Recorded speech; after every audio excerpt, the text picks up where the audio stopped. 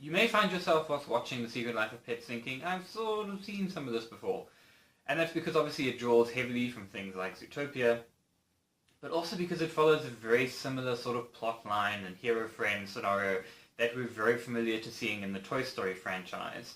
And so when you combine those two, you have the recipe for something that is, whilst not necessarily entirely original, certainly something that ought to be a success. But you're not likely to find yourself thinking about where did this come from and why does this feel particularly familiar, because the movie in and of itself is so much fun and you're going to spend more of your time laughing and enjoying the visuals of this animated world.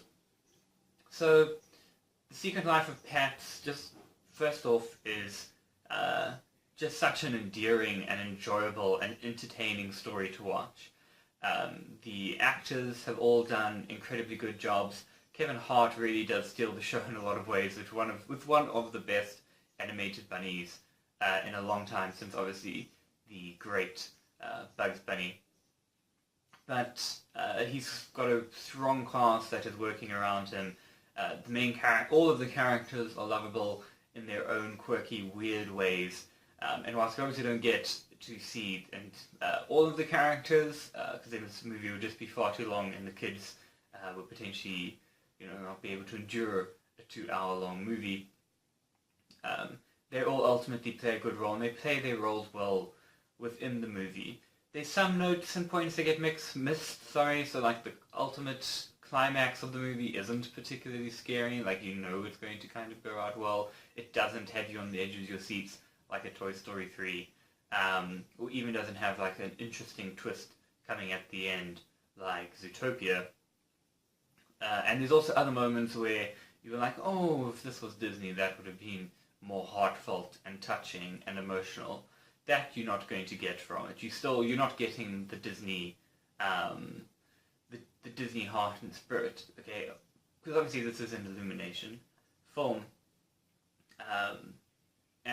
but it's still really good. You're not going to, at the moment, necessarily miss it. You are going to look back and go, oh, I'm not going to be, that was a missed moment. There's a moment where Duke, so the big dog that interrupts Max's life, goes back to try and find his original owner, and the owner turns out, spoilers, to be dead. And you're like, that's sad, but I don't feel sad. Like, we know that you can create sadness in very short spaces of time. I mean, Up destroyed all of us and made all of us cry within like the opening few minutes. So it's very durable, and this movie doesn't achieve that. But it's still ultimately a lot of good fun. The animation is amazing. The opening scene was not a particularly amazing opening scene. Just really made, and I've wanted to go to New York for ages, really made me want to go to New York even more. It just sets it up so beautifully. And we get that the whole way through. Even the animation in terms of the 3D, because I watched this in 3D. I'm not the biggest fan of 3D, but I enjoyed this 3D. I think it was well utilized. The jump out at you scares were actually well done. It wasn't as if the entire plot of the movie had been orientated so that we could get a cheap, quick jump out at you scare. These were well worked into the plot. You weren't expecting them like, here it comes.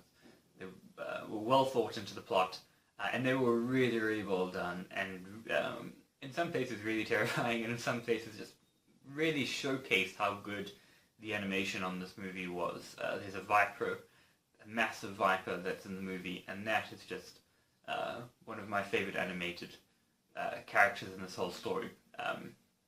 You don't get to see too much of him, unfortunately. Ultimately, you're not going to be disappointed if you watch The Secret Life of Pets. You're not going to be... it's not going to change how you view animation. It's just a really another solid contribution to the animation world. It's really well done. There are a lot of good laughs in there. Kudos to everyone involved. But it does miss some marks. It does miss some emotional cues and moments. And it isn't going to ring as strong as something that we would expect if it had been a Disney movie. but ultimately something that's really fun. Kids, adults, everyone was laughing at it, and presumably all for different reasons. It didn't rely heavily on poop jokes, although there were a few, and they were quite good. So yeah, in terms of thumbs, definitely like 1.5, nearly 2-ish, right? Not as if it had hit the emotional cues, I would have gone all the way. But a really good movie. You're not going to not enjoy it, unless there's something cold and wrong with your heart. So I'm Matthew, and this has been the critics' review of The Secret Life of Pets.